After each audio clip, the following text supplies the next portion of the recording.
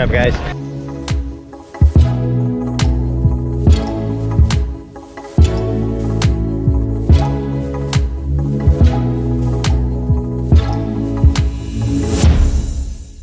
Hello everyone, welcome back to another video. Today's video is a bit of a milestone here on Project 8K, or should I say, a kilometer stone.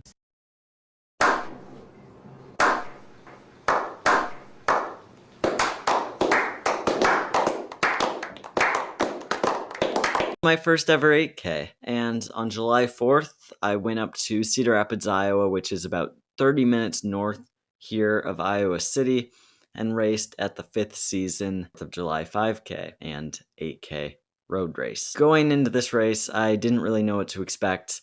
I had only been training for about 5 weeks and hadn't touched any speed work for those first 4 weeks. That last week leading into the race, I started running some hills, had a progression run, and was doing flying 30s. So with that said, I set a goal to run sub 28 minutes in the 8K, and that is a pace of about 5:38 per mile, or 3:30 per kilometer. I was also going head-to-head against my brother Quentin, who just graduated from Luther College and trains and raced for the cross-country and track teams there. So I'd be lying if I said that I did not have a goal of beating him for the first time. I am very excited to be sharing this video with you, so let's get into it, and we will be chilling in Cedar Rapids. I'm just chilling in Cedar Rapids.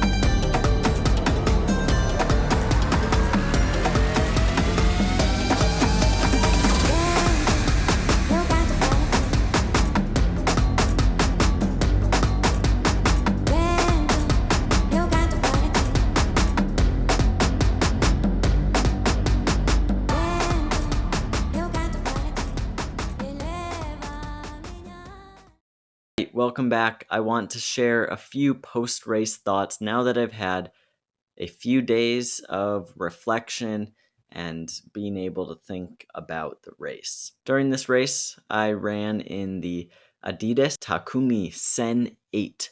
It's a carbon fiber plated shoe from Adidas. It has the energy rod, so I don't know if you can technically say carbon fiber plate. It's carbon fiber energy rod. I was able to get a pretty good deal on the shoe. I thoroughly enjoyed racing in the Adidas Takumi Sen 8s, however, and I am looking forward to training in them in the future. Talk about the course. It was 4 kilometers out, 4 kilometers back, the route, and out and back, not a loop. It's not the most exciting when you see everything twice, but it was still a fun route to run. On the way out, it's almost entirely uphill, which makes for a nice downhill on the way back. And at the halfway mark, I was slightly off pace. Those first 4 kilometers were an average of 5:39 per mile, and the first 5K was 17:28.